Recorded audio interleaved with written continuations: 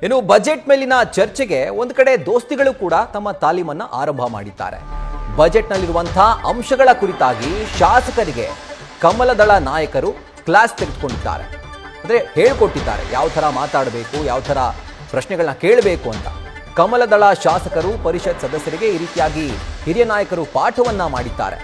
ಸರ್ಕಾರವನ್ನ ಕಟ್ಟಿ ಹಾಕುವ ಬಗ್ಗೆ ಕೂಡ ಜಂಟಿ ಕಾರ್ಯಾಗಾರವನ್ನ ನಡೆಸಿ ಜೊತೆಗೆ ಒಂದು ಪಾಠವನ್ನ ಹೇಳಿಕೊಟ್ಟಿದ್ದಾರೆ. ಖಾಸಗಿ ಸಂಸ್ಥೆ ಬಿಜೆಪಿ ಆರ್ಥಿಕತೆ ಟೀಮ್ನಿಂದ ಒಂದು ತರಬೇತಿ ನೀಡಲಾಗ್ತಾ ಇದೆ. ಜೊತೆಗೆ ನಾಯಕರುಗಳು ಕೂಡ ಈ ಒಂದು ಸಭೆಯಲ್ಲಿ ಮಾತನಾಡಿದ್ದಾರೆ. ಸೊ ಎಲ್ರಿಗೂ ಕೂಡ ಒಂದು ರೀತಿ ಟ್ರೈನಿಂಗ್ ಅನ್ನ ಕೊಟ್ಟಿರುವಂತಹ ಒಂದು ಸಭೆ ಇದು. ರಾಜಭವನ ರಸ್ತೆಯ ಖಾಸಗಿ ಹೋಟೆಲ್ನಲ್ಲಿ ಒಂದು ಸಭೆ ಇವತ್ತು ನಡೆದಿದೆ. ಡೀಟೇಲ್ಸ್ ಅನ್ನ ಕೊಡ್ತಾರೆ ನಮ್ಮ ಪ್ರತಿನಿಧಿ ಗಣಪತಿ. ಒಂದು ರೀತಿ ಟ್ಯೂಷನ್ ಕ್ಲಾಸ್ ಆದಂಗ ಆಯ್ತು ನಮ್ಮ ಬಿಜೆಪಿ ಹಾಗೂ ಕಮಲದಳದ ಶಾಸಕರಿಗೆ. ಸೊ ಏನೆಲ್ಲ ಪಾಠ ಮಾಡಿದ್ರು, ಜೊತೆಗೆ ಯಾರು ಅಂದ್ರೆ ಯಾವ ವಿಷಯ ಪ್ರಮುಖವಾದಂತಹ ಟಾರ್ಗೆಟ್ ಅಥವಾ ಯಾವ ಸಚಿವರು ಪ್ರಮುಖವಾದಂತಹ ಟಾರ್ಗೆಟ್ ಆಗ್ತಾರೆ ಅಂತ ಮುಂದಿನ ದಿನಗಳಲ್ಲಿ ಸದನದಲ್ಲಿ. ಖಂಡಿತ ರಾಹುಲ್, ಯಾಕಂತಂದ್ರೆ ಶುಕ್ರವಾರ ಅಷ್ಟೇ ಸಿಎಂ ಸಿದ್ದರಾಮಯ್ಯ ಅವರು ತಮ್ಮ ಬಜೆಟ್ ಅನ್ನ ಮಂಡನೆ ಮಾಡಿದ್ದಾರೆ. ಆ ಬಜೆಟ್ ಮೇಲೆ ಈ ವಾರದಿಂದ ಅಂದ್ರೆ ಸೋಮವಾರ ಮಂಗಳವಾರ ಈ ವಾರದ ಒಂದು ವಾರ ಅದರಲ್ಲೇ ಚರ್ಚೆಯನ್ನ ವಿಚಾರವಾಗಿ ತೆಗೆದುಕೊಳ್ತಾರೆ. ಆದ್ರೆ ಪ್ರಮುಖವಾಗಿ ವಿಪಕ್ಷದಲ್ಲಿರುವಂತಹ ಬಿಜೆಪಿ ಹಾಗೂ ಜೆಡಿಎಸ್ ನಾಯಕರಿಗೆ ಇದರ ಮೇಲೆ ಹೇಗೆ ಪ್ರಶ್ನೆ ಮಾಡಬೇಕು, ಹೇಗೆ ಉತ್ತರ ಪಡಿಬೇಕು ಅನ್ನೋದು ಕೂಡ ಒಂದಷ್ಟು ಗೊಂದಲ ಇರುತ್ತೆ. ಈ ಹಿನ್ನೆಲೆಯಲ್ಲಿ ರಾಜ್ಯ ಬಿಜೆಪಿ ನಾಯಕರು ಒಂದು ಖಾಸಗಿ ಸಂಸ್ಥೆಯ ಜೊತೆ ಸೇರಿ ಜೊತೆಗೆ ಒಂದಷ್ಟು ಬಿಜೆಪಿ ಆರ್ಥಿಕ ವಲಯದ ಒಂದಷ್ಟು ಟೀಮ್ ಇವತ್ತು ಒಂದಷ್ಟು ತರಬೇತಿಯನ್ನು ತೆಗೆದುಕೊಂಡಿರುವಂತದ್ದು. ಅಂದ್ರೆ ಈ ರಾಜ್ಯ ಸರ್ಕಾರದ ಬಜೆಟ್ ನಲ್ಲಿ ಯಾವೆಲ್ಲ ವಲಯಕ್ಕೆ ಹೆಚ್ಚಿನ ಆದ್ಯತೆಗಳನ್ನ ಕೊಡಲಾಗಿದೆ, ಯಾವ ವಲಯಕ್ಕೆ ಕಡಿಮೆ ಆದ್ಯತೆಯನ್ನ ಕೊಡಲಾಗಿದೆ, ಈ ರೀತಿಯಾದಂತಹ ಒಂದಷ್ಟು ಮುನ್ಸೂಚನೆಯನ್ನ ಈ ಟೀಮ್ ಕೊಡುತ್ತೆ. ಅದರ ಆಧಾರದ ಮೇಲೆ ರಾಜ್ಯ ಬಿಜೆಪಿ ನಾಯಕರು ಒಂದಷ್ಟು ಅವಲೋಕನವನ್ನು ಮಾಡ್ತಾರೆ. ಅಂದ್ರೆ ಯಾರು ಯಾವ ಪ್ರಶ್ನೆಗಳನ್ನ ಎತ್ತಬೇಕು, ಜೊತೆಗೆ ಸರ್ಕಾರವನ್ನ ಇಕ್ಕಟ್ಟಿಗೆ ಸಿಲುಕಿಸುವಂತಹ ಒಂದಷ್ಟು ವಲಯಗಳಿರುತ್ತೆ. ಈಗಾಗಲೇ ಮುಸ್ಲಿಂ ಬಜೆಟ್ ಅಂತ ಒಂದಷ್ಟು ಆರೋಪವನ್ನ ಮಾಡಿದ್ರು.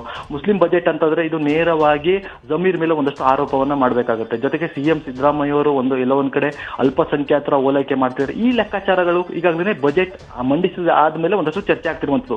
ಹೀಗಾಗಿ ಈ ಯಾವೆಲ್ಲ ವಲಯಕ್ಕೆ ಹೆಚ್ಚಿನ ಆದ್ಯತೆಗಳನ್ನ ಕೊಡಬೇಕಿತ್ತು, ಜೊತೆಗೆ ಕೊಟ್ಟಿದ್ದಾರೆ, ಒಂದಷ್ಟು ಅವಲೋಕನ ಮಾಡಿ ಮುಂದಿನ ದಿನಗಳಂದ್ರೆ ನಾಳೆಯಿಂದ ಏನಾದರೂ ಕೂಡ ಬಜೆಟ್ ಮೇಲಿನ ಚರ್ಚೆ ಆದ್ರೆ ಯಾವೆಲ್ಲ ನಾಯಕರು ಪ್ರಶ್ನೆಗಳನ್ನ ಎತ್ತಬೇಕು ಅಂತ ಈ ಸಭೆಯಲ್ಲಿ ಜೊತೆಗೆ ಈ ಸಮಾಲೋಚನೆಯಲ್ಲಿ ಈ ಕಾರ್ಯಕ್ರಮದಲ್ಲಿ ಒಂದಷ್ಟು ಚರ್ಚೆಯನ್ನ ಆಗಿರುವಂತದ್ದು. ಹೀಗಾಗಿ ವಿಪಕ್ಷ ನಾಯಕರಾದಂತಹ ಆರ್ ಅಶೋಕ್ ಇರ್ಬೋದು, ಹಾಗೆ ಜೆಡಿಎಸ್ ನ ಶಾಸಕಾಂಗ ಪಕ್ಷದ ನಾಯಕರಾದಂತಹ ಸುರೇಶ್ ಬಾಬು ಅವರು ಇರ್ಬೋದು, ಅವರು ತಮ್ಮ ಶಾಸಕರಿಗೆ ಒಂದು ವಿಚಾರ ಮಾತಾಡುವಾಗ ನೇರವಾಗಿ ಸಪೋರ್ಟ್ಗೆ ಮಾಡಬೇಕು, ಜೊತೆಗೆ ಬೆಂಬಲಕ್ಕೆ ನಿಲ್ಲಬೇಕು. ಈ ಎಲ್ಲಾ ನಿಟ್ಟಿನಲ್ಲೂ ಕೂಡ ಈ ಕಾರ್ಯಾಗಾರದಲ್ಲಿ ತರಬೇತಿಯನ್ನ ಕೊಡಲಾಗಿರುವಂತದ್ದು. ರಾಹುಲ್, ಅಲ್ಲ ಗಣಪತಿ, ಈಗ ಸೆಷನ್ ನಡೀತಾ ಇದೆ, ಇವಾಗ ಬ್ಲೂ ಪ್ರಿಂಟ್ ನ ರೆಡಿ ಮಾಡ್ತಾರೆ ಅಂತಂದ್ರೆ ಬಹುಶಃ ಸಮರ್ಥವಾಗಿ ಕಟ್ ಹಾಕ್ಲಿಕ್ಕೆ ಆಗುತ್ತಾ ಬಿಜೆಪಿ ನಾಯಕರಿಗೆ ಕಾಂಗ್ರೆಸ್ನ ಸರ್ಕಾರವನ್ನ ಅಂತ? ಖಂಡಿತ. ಇಲ್ಲೊಂದ್ ಕಡೆ ಸಿಎಂ ಸಿದ್ದರಾಮಯ್ಯ ಅವರ ಈ 16ನೇ ಬಜೆಟ್ ಏನಿದೆ ಸಾಕಷ್ಟು ಕುತೂಹಲ ಇತ್ತು. ಎಲ್ಲ ಒಂದ್ ಕಡೆ ಜನಸಾಮಾನ್ಯರಿಗೆ ಗ್ಯಾರಂಟಿ ಮೂಲಕ ತಲುಪುತ್ತೆ ಅನ್ನೋದು ಕೂಡ ಒಂದಷ್ಟು ಲೆಕ್ಕಾಚಾರ ಇತ್ತು. ಆದ್ರೆ ರಾಜ್ಯದ ಜನರಿಗೆ ಗ್ಯಾರಂಟಿ ಮೂಲಕ ಸಾಲದ ಬರೆ ಕೂಡ ಇದೆ ಅಂತ ವಿಪಕ್ಷ ನಾಯಕರು ತೋರಿಸ್ಕೊಡ್ಬೇಕಾಗತ್ತೆ. ಈ ನಿಟ್ಟಿನಲ್ಲಿ ಈ ಸದನದಲ್ಲಿ ಚರ್ಚೆ ಆಗ್ಬೇಕಾದ್ರೆ ರಾಜ್ಯದ ಜನರ ಮೇಲೆ ಎಷ್ಟೆಲ್ಲ ಸಾಲಗಳಿದೆ, ಯಾವೆಲ್ಲ ಯೋಜನೆಗಳು ಜನರಿಗಾಗುತ್ತೆ, ಅಭಿವೃದ್ಧಿ ಮೂಲ ಬಜೆಟ್ ಅಥವಾ ಅಭಿವೃದ್ಧಿ ಬಜೆಟ್ ಅಥವಾ ಸಾಲದ ಬಜೆಟ್, ಈ ಎಲ್ಲವನ್ನು ಕೂಡ ರಾಜ್ಯದ ಜನರ ಮೇಲೆ ಇಡಬೇಕಾಗಿರುವಂತಹ ಕೆಲಸ ವಿಪಕ್ಷ ನಾಯಕರು ಮಾಡಬೇಕು. ಒಂದ್ ಕಡೆ ಗೊಂದಲದಲ್ಲಿ ತಮ್ಮ ದಿನನಿತ್ಯ ಚರ್ಚೆ ಹರಣ ಅಥವಾ ಏನಾದ್ರು ಕಾಲಹರಣ ಮಾಡಿದ್ದೆ ಆದಲ್ಲಿ ಅದೇ ಎಲ್ಲೊಂದ್ ಕಡೆ ತಲುಪಲ್ಲ. ಈ ನಿಟ್ಟಿನಲ್ಲಿ ಬಿಜೆಪಿ ನಾಯಕರು ಹಾಗೂ ಜೆಡಿಎಸ್ ನಾಯಕರು ಇವತ್ತು ಕಾರ್ಯಾಗಾರದಲ್ಲಿ ಭಾಗಿಯಾಗಿ ಮುಂದಿನ ಒಂದಷ್ಟು ಬ್ಲೂ ಪ್ರಿಂಟ್ ಅನ್ನ ತೆಗೆದುಕೊಂಡಿರುವಂತದ್ದು ಇವತ್ತಿನ ಕಾರ್ಯಾಗಾರ ಸಾಕ್ಷಿಯಾಗಿರುವಂತದ್ದು. Rahul, right Ganapati, thank you ಡೀಟೇಲ್ಸ್ಗೆ.